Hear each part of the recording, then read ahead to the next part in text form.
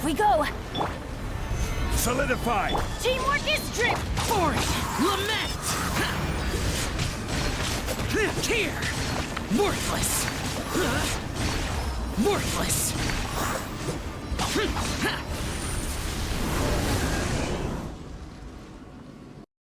What's up guys, Enigma Av here, and today I'm going to be presenting you a comprehensive guide for Xiao, my personal favorite character. I'll be explaining every nuance of Xiao's kit, his talent priorities, artifacts, and his constellations. Now, without further ado, disperse! Xiao is a hyper carry, so that means that if he's on your team, you really only have to hyper invest into Xiao, and if your supports are at a decent level, you won't have much issue clearing content. Xiao really loves shields because he's prone to interruptions during his burst. When your burst is full, it's best to use 2 of his E's before his burst to funnel energy into Xiao. If you're using a battery alongside Xiao, then you can use their elemental skill, quickly swap to Xiao, and then use 1 of his E's before activating his burst to funnel all of the energy as well. A thing you have to master with Xiao is his plunge animation. You never want to plunge at the peak of his height because it's a waste of time. There's a sweet spot that you want to hit to get the most plunges out. However, you also don't want to plunge too low because then you'll get low plunge damage. Another good tip is to hold down forward while you're plunging because the enemy will be knocked back a bit.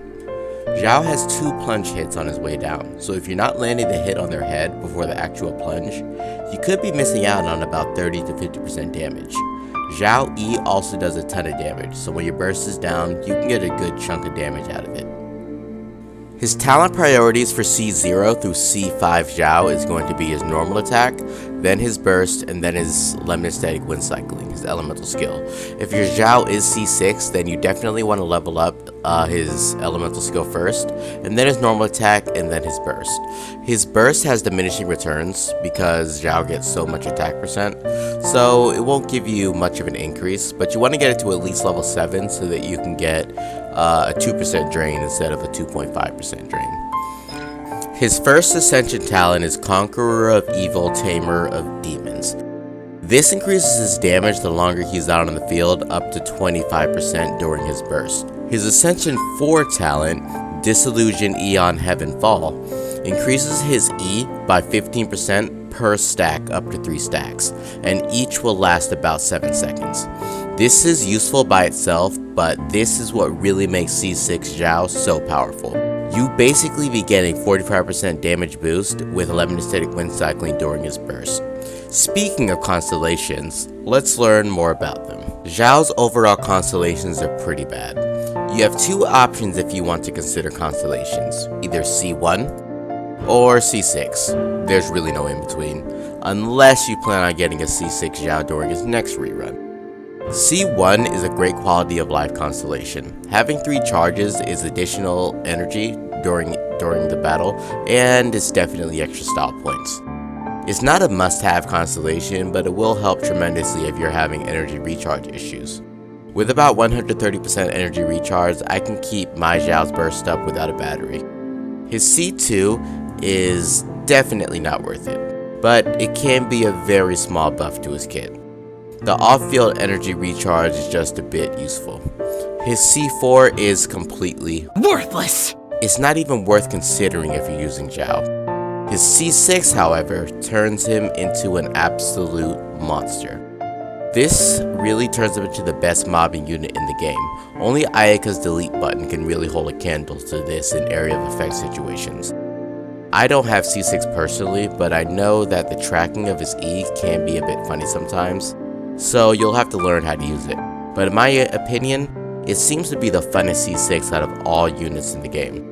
The greatest downside to C6 is that it's useless against single target bosses. So against single bosses, you really only going to have a C1 Xiao.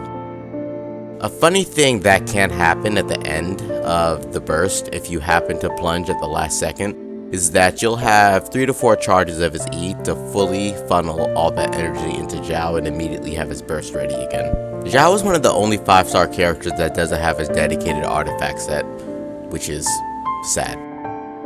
He has quite a variety of options, however, and it's always going to come down to which has the better substats. For a character like Xiao, The set bonus isn't really that important, but it can be helpful if you end up having really good pieces for the set anyways. If you have the perfect substats, then the best general option is going to be 2-piece Viridescent and 2-piece Gladiator or Shimenawa. For similar results, you can also run 2-piece Gladiator and 2-piece Shimenawa. This will likely give you a tiny bit more damage because Xiao has so much percent multipliers that more attack percent will actually increase his damage. For the main stats, on the sand you're going to want to run attack percent of course, and on the hat you're definitely going to want to run crit damage and crit rate, whichever one gives you the best ratio. For the goblet, you can either run anemo damage or even attack percent. Just focus on the substats here because whichever has the most substats will most likely give you the most damage, but anemo damage does do better if you have a fully buffed team. Without buffs, then attack percent may do a little bit better. For weapons, unfortunately, Xiao doesn't have many free-to-play options that suit him. None of the craftable weapons are really worth it for him. And if you don't have a 5-star, then Deathmatch from the Battle Pass is a really great option, and probably his best option for 4-star weapons. Blackcliff Polearm is also a really good option, and you can get that from the shop.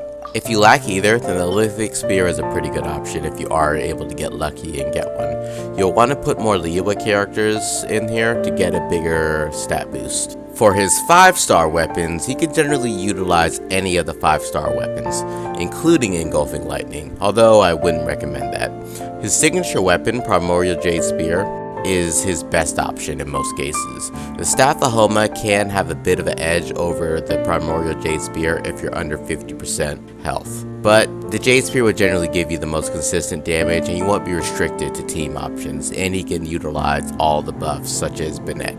The best team to use Staff of Homa in is probably the Geo team, where you can keep yourself under 50% health. Serpent Spine is also a really good weapon on him, and it gives him a bit of energy recharge, but it's really going to be underperforming compared to the Primordial Jade Spear and the Staff of Homa. Xiao has an amazing amount of teams that synergize quite well with him. I've made a showcase and guide of other Xiao teams, and you could reference them in the playlist of Abyss runs in the description if you're interested. Any character that adds to Xiao's damage or gives him a good shield is great to pair with Xiao. His best team for pure damage is probably going to be the Geo team. That's going to be Xiao, Albedo, Zhongli, and Bennett, of course. If you have at least 130% energy recharge, then keeping up Xiao's burst really isn't much of an issue. You can also swap out Bennett with Sayu or Jean if you do have her. Other than that, you can really run a lot of other teams with Xiao, like a Cryo team, or I even made a Swirl team, where Xiao only uses normal attacks, and he swirls Hydro and Electro, and he's also running full Viridescent in this case, and Elemental Mastery. You can check that out up here. The best free-to-play team for Xiao is probably going to be Xiao, Sucrose, Zhongli, and Bennett. You're going to want to give Sucrose Thrilling Tales Dragon Slayer so that she can give a sizable buff to Xiao. Zhongli is here of course for his impenetrable shield and some resistance shred, and Bennett, do I even need to? The general rotation is pretty simple. Use all of your sub DPS buffs and skills, and then go to town with Xiao. Here are a few tips however. When you're using Zhongli, you want to cast his shield last or right before an attack boosting support character like Bennett. This will ensure that Xiao will have a shield for the full duration of his burst. It's important to use all of your character's buffs and skills before Xiao hits the field, because Xiao is going to want to stay on the field during the full duration of his burst, which is 17 seconds. Xiao is a super versatile character thanks to him being a hyper carry and a Nemo. He reigns supreme in area of effect situations and can keep up in single target battles.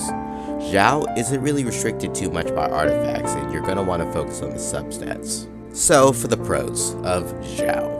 Xiao is a hyper carry, so you can invest in really only him. Xiao is relatively easy to build, relying mainly on his substats. Xiao has many teams that will work. He really thrives in area of effect situations, and his constellations add almost 0 damage to his kit, unless you're at C6. He's very good at sustained damage and is really easy to use. As for the cons of Xiao can have minor energy issues if he's built with 0 energy recharge or lacking a C1. His constellations suck, like, a lot. He isn't the best in single target situations, but he's still serviceable. And the greatest travesty of all, he has no designated artifact set.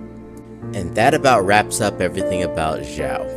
Thank you so much for watching, and make sure to feed Xiao almond tofu every day. Thank you all so much for 100 subs, but I'm trying to get to 1,000. So if you really enjoyed this content, then please leave a like and subscribe. Until next time, Enigma.